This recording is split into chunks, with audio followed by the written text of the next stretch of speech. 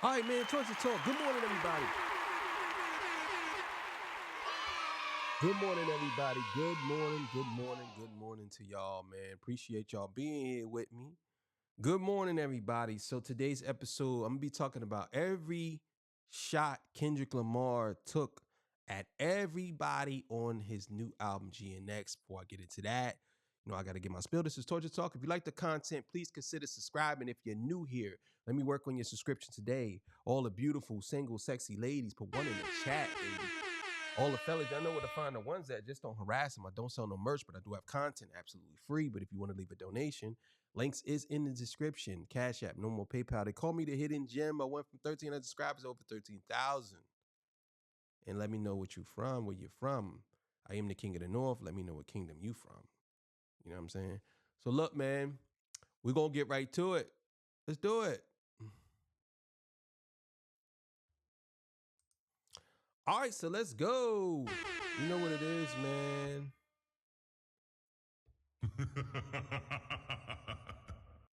With the release of GNX, the rap world was shaken to its core. Instantly hailed as a fan favorite, the album garnered universal acclaim from critics, devoted fans, and even dusty YouTube reaction channels like myself. It was praised for its seamless digestibility, masterful use of samples, and Kendrick's triumphant celebration of his victory in the most electrifying rap battle of the decade. In return, he gifted us some of the hardest-hitting bangers of his career. The project wasn't just the crown jewel of Kendrick's most successful year yet. It was the exclamation point. It echoed the same unrelenting energy he gave us at the start of the year with his unforgettable feature verse on Futures Like That.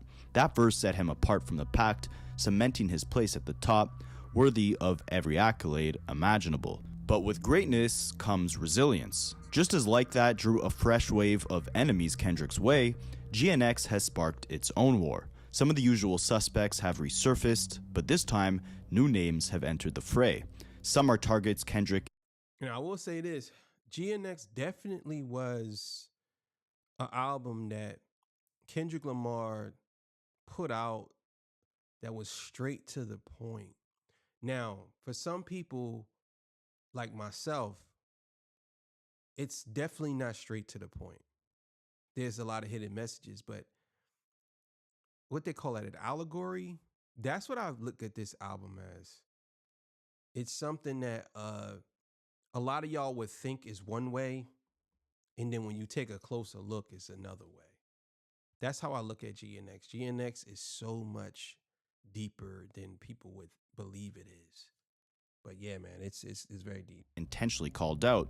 But others, they've thrown themselves into the battlefield, reacting to shots that Kendrick may not have even aimed at them. And the root of most of these problems stems from the very first track on the album, Whacked Out Murals. We're gonna end up dissecting most of this track in this video just because of the sheer number of people that Kendrick mentions either directly or indirectly. And on a side note, this track to me feels like the real version of 616 in LA, or at least a continuation of it. This is the most timestamp-esque record that we've ever got from Kendrick, where he's directly speaking on issues that have happened over the last few months. It's believed that Kendrick actually recorded this record less than 2 months ago, given the relevancy of the subject matter and the odes to other recent records from him like Watch the Party Die. And the individual to take most offense from the subject matter within this record was ironically the most random individual on this list of enemies that Kendrick created with GNX, and that would be Andrew Schulz. On the third verse of this record, Kendrick rapped, "Don't let no white comedian talk about no black woman, that's law. I know propaganda work for them, and F whoever that's close to them, the people that coon, the people that been grooming, slide on both of them." Now, Andrew Schulz thought this bar was directed at him due to a joke he made back in July. He had said that dating a black woman would cause you to go bald due to the stress levels of your relationship, and that you'd grow a beard to use as a cushion for when they hit you. What is the black girlfriend effect? This is you don't know about just this. glow up the other culture. Yeah, so you'll see a guy who's had a black girlfriend, all of a sudden he's got buzz cut, like clean shape up. They shave their hair because they start losing it. Because they're so stressed being around this black girl complaining about shit all the time. That's why they gotta shave their hair. Nah, bro, white guys with black girlfriends, they grow beards because there's up. more cushion when they get slapped the out of. After this record came out, academics said, Yeah, I mean, we already know that Andrew Schulz, he might have took that and ran with it, but he definitely felt like he was guilty of it. And people saying, well, you know, he was talking about, I believe Kendrick was talking about it, but Kendrick never mentioned his name. So that just goes to show you right there, he felt guilty about it.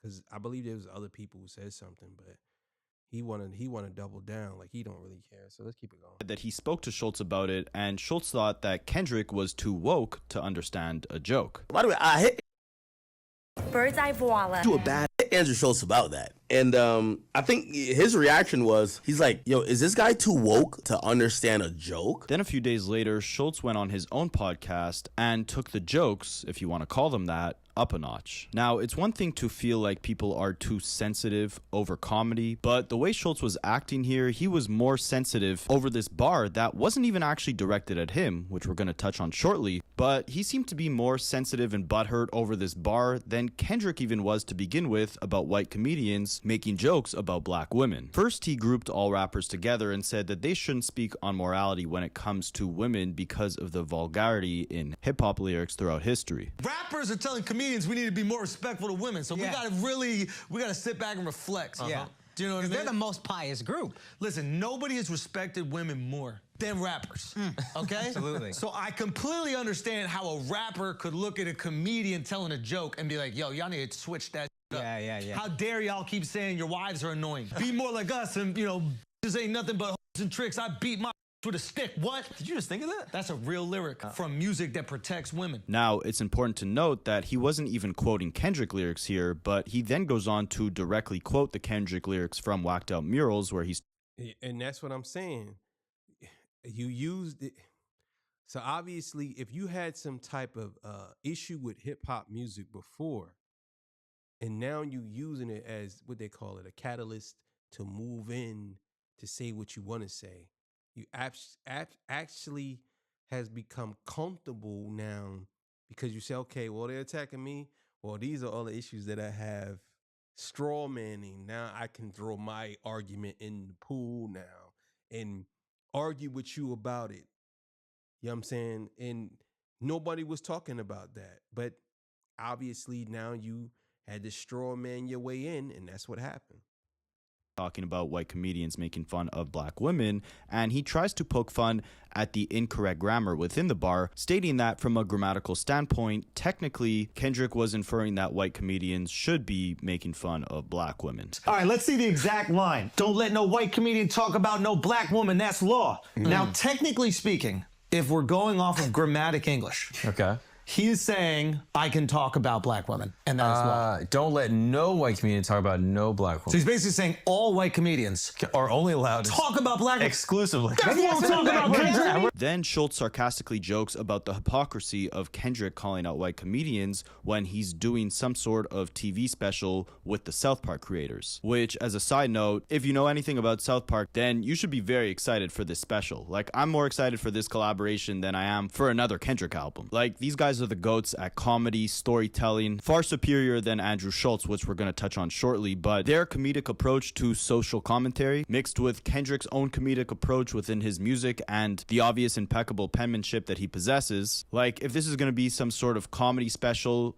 / musical, which, side note, again, Trey Parker and Matt Stone, the creators of South Park, are also incredibly hilarious songwriters. Search up Kanye West, Gay Fish, South Park if you want reference, but yeah, it's definitely going to be an incredible collaboration. Drop a comment if you're excited for that, and this is what Schulz had to say about Kendrick linking up with the South Park creators. Now I understand why he's doing a comedy with the South Park creators. That makes Because sense. he appreciates white comedians that make fun of black people. There you go. And they've done that brilliantly for decades. Yeah, that's true. And he would never want to, break one of his own laws. No, that's true. I mean, didn't they have a character called Token on the South Park show? Yeah, they do. Which I'm sure Kendrick is a big fan of. Then Andrew Schulz's co-host Akash Singh questions why Kendrick has collaborated associated with artists who have been accused of their own allegations of abuse, like Dr. Dre or Chris Brown, or why he was protesting to take his music off of Spotify if they removed R. Kelly's catalog, if Kendrick really is all about protecting black women. It's very important to him to protect black women. That's why he's never done a song with an abuser confirmed. He's never done a song with anybody that's suspected of abuse. He's never threatened to remove his music from Spotify because they removed R. Kelly's music. This is all very important to Kendrick.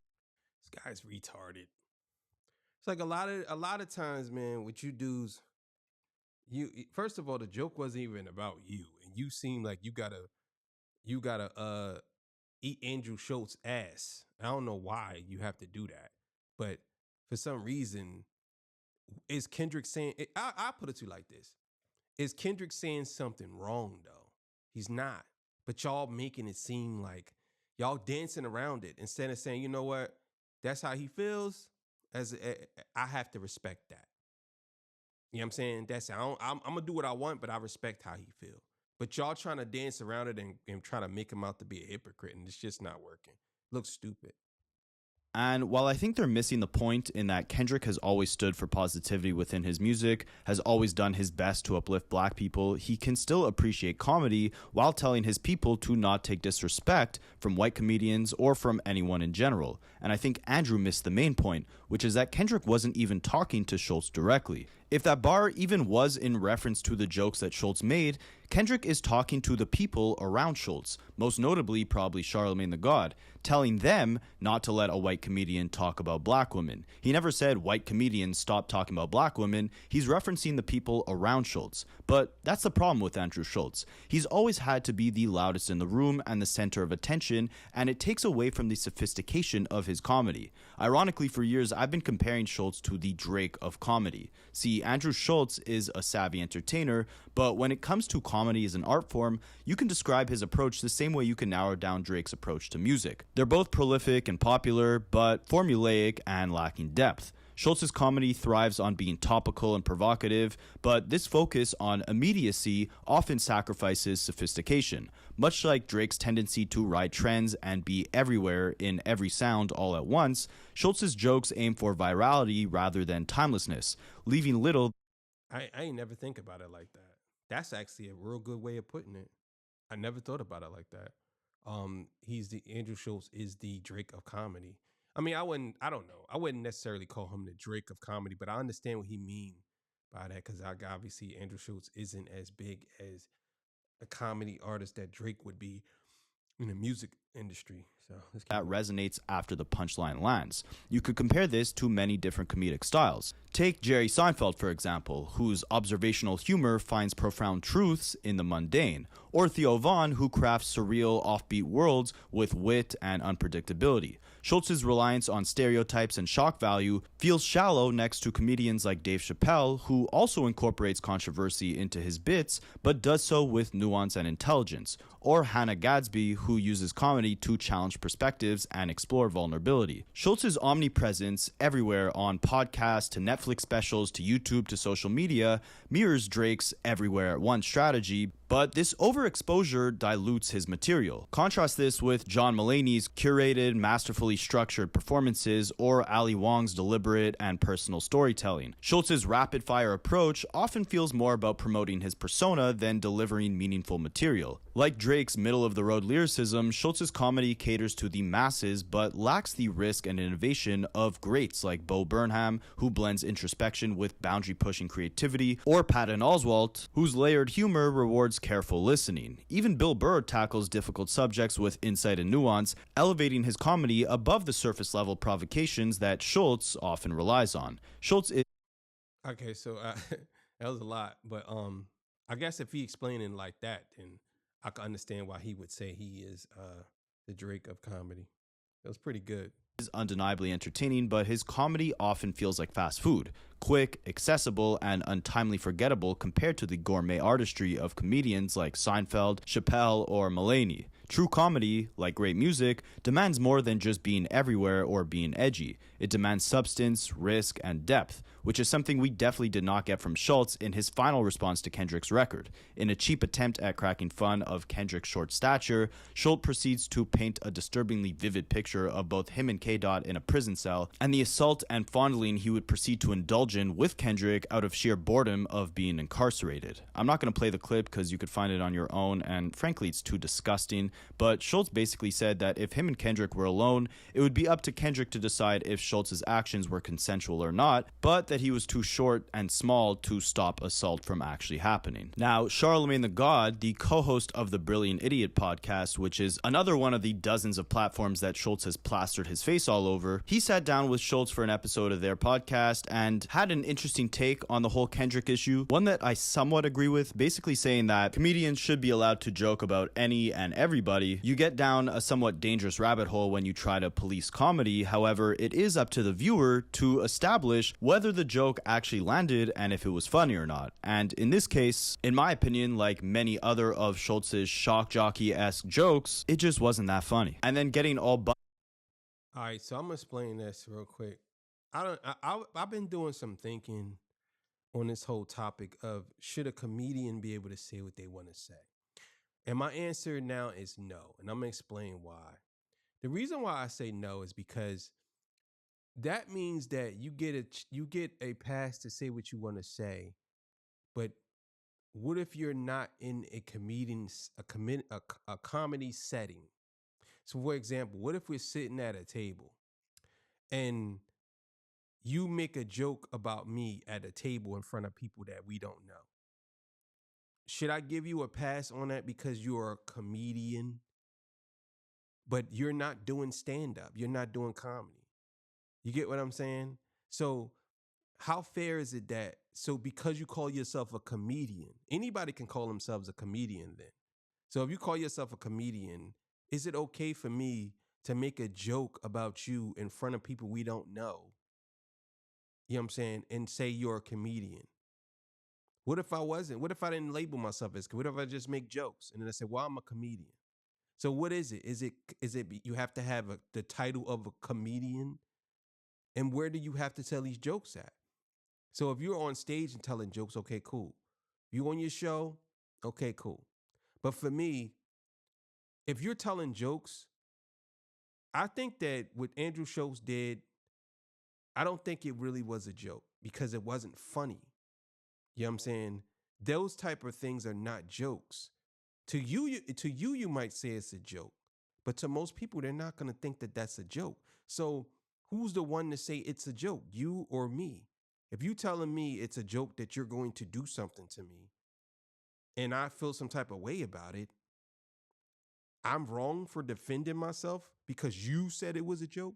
I just don't get it, and I don't agree with it.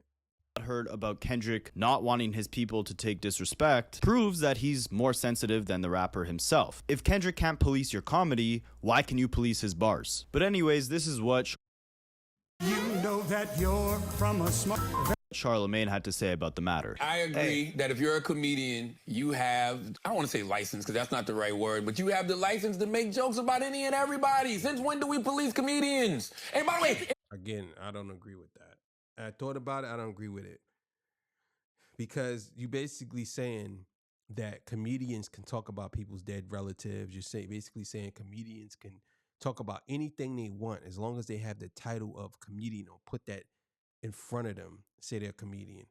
What if I don't think you're a comedian? What if I feel like you're not a comedian? What if I say you're not funny to me? You ain't a comedian to me. That's why I say it's real dangerous to say that it's okay for a person, because what happens if you're making a joke, but you really mean it, but you mask it as a joke? There's always some seriousness in playing. You know that. Everybody knows that.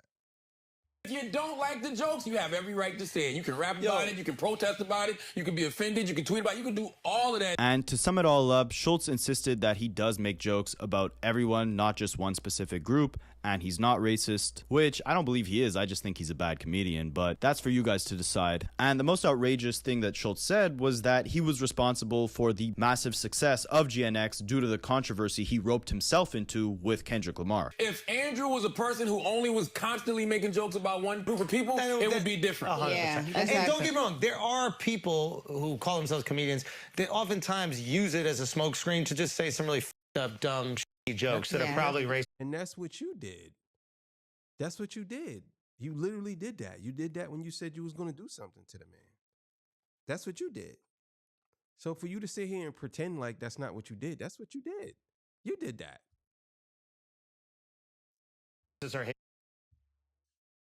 Yeah. And that sucks, and that's just bad comedy. But if you're being honest, like if we're all sitting here being honest, and anybody even online that knows anything about me is being honest, you don't believe that. You're equal opportunist. Exactly. It's like you've seen me make fun of everybody. Now, Schulz's comments didn't come without their own controversy. Punch from Kendrick's old record label TDE tweeted out saying, wait, I know as a black man who's involved in hip-hop music that we're a bit slow and don't really understand sarcasm and humor, but did my guy say that he wants to sleep with K-Dot? Another person who commented on this was Ice Cube's son, O'Shea Jackson Jr. I'm sorry if I'm mispronouncing that name, but it's ironic that he commented on this because Ice Cube was recently saying in an interview that he wouldn't perform with Kendrick at the Super Bowl because he doesn't want to be a guest at the show. He'd rather have his own performance. But his son reacted to Schulz's bit about fondling Kendrick by tweeting out that he's a weird guy.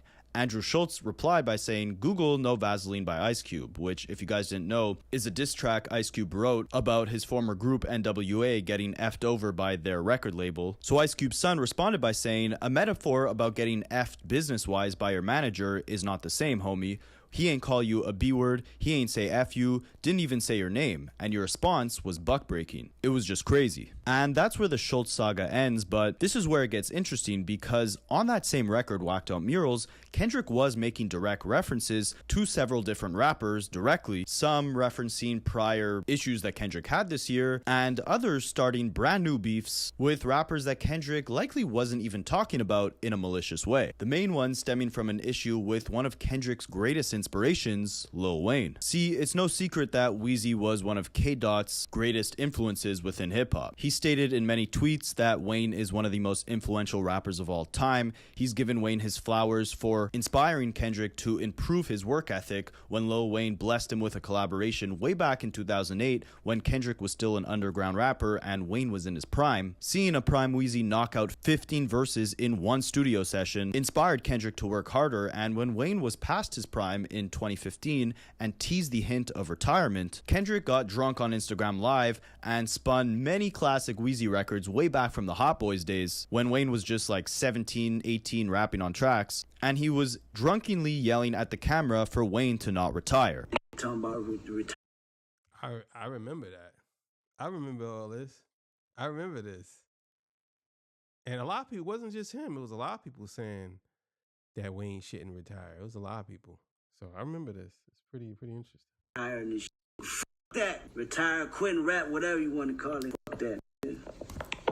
Don't bother me. They also collaborated on a cut in 2018 titled Mona Lisa, and Wayne has been requested on numerous occasions to perform the record, but he has said that that song contains way too many lyrics to remember them all to perform live. But with them collaborating several times in the past, with Kendrick showing Wayne a lot of love, it was a surprise to the world that when Kendrick was chosen to be the performer at the 2025 Super Bowl show in New Orleans, instead of staying silent, which he probably should have done given the lyrical beatdown that Kendrick gave his protege Drake, Wayne got on Instagram teary-eyed, stating that he was robbed of the opportunity to be the Super Bowl halftime performer since it was in his hometown of New Orleans. To his credit, he did put the blame on himself for expecting something that was never offered to him, but instead of just staying silent or even congratulating Kendrick, Wayne instead made the moment all about himself. And that's why on Whacked Out Murals, a record where Kendrick... And that's how I feel.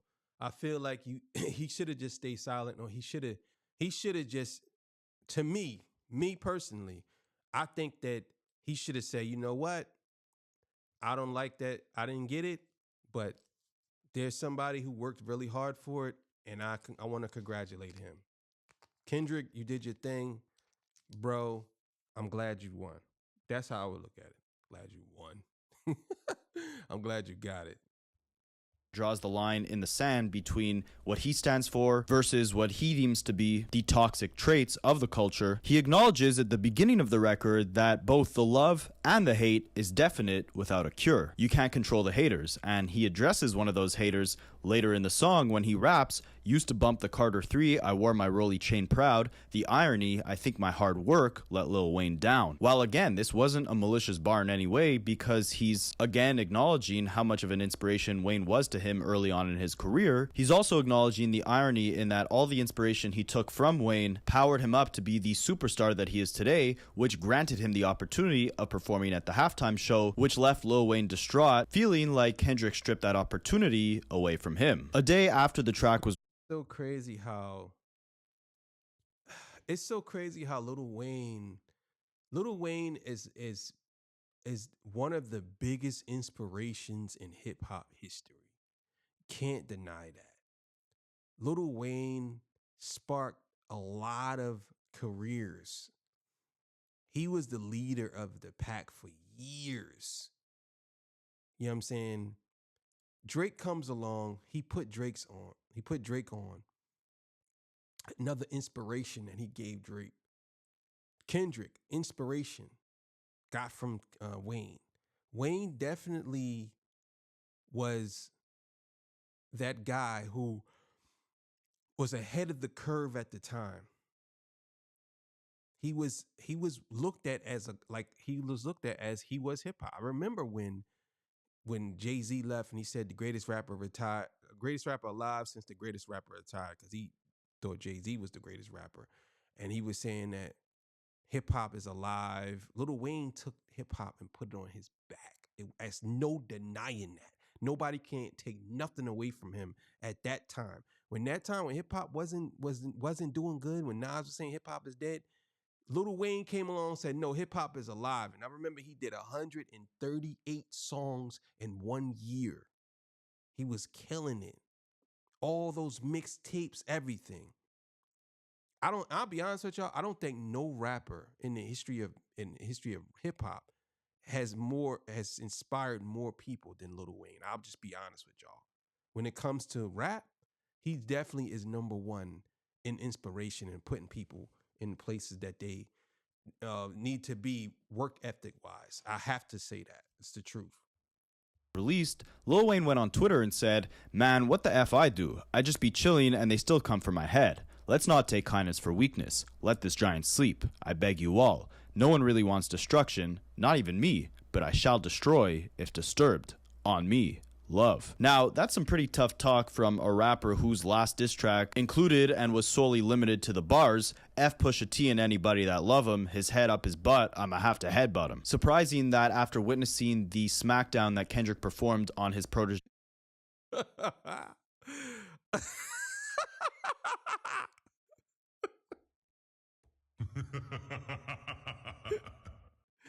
His head up his butt, about the headbutt.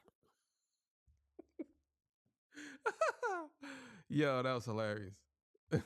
Drake, Wayne would be so confident to step into his first ever rap battle with Kendrick if Kendrick didn't quote unquote let this giant sleep. And according to Joe Budden, Wayne actually got in the booth after this was all said and done. He allegedly tried calling Kendrick Lamar. Kendrick didn't pick up. The issue was never clarified. Wayne took those bars on Whacked Out Murals as an insult, and allegedly he went in the booth and recorded a diss track of his own.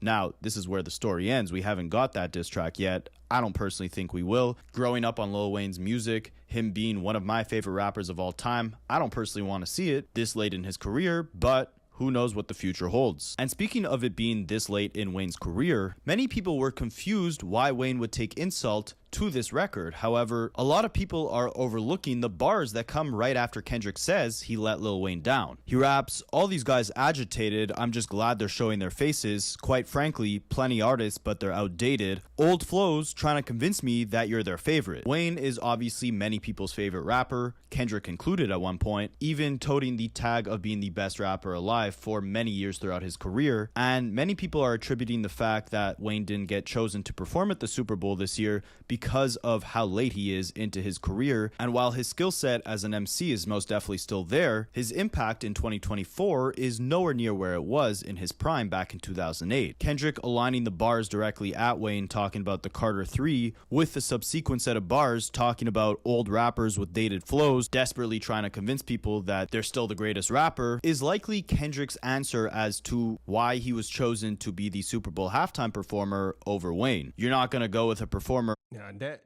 I did not think of that part, what he just said. I did not think of that. That is 100% facts now that I think about it. That's the reason why he probably felt as though he got chosen. That's a fact.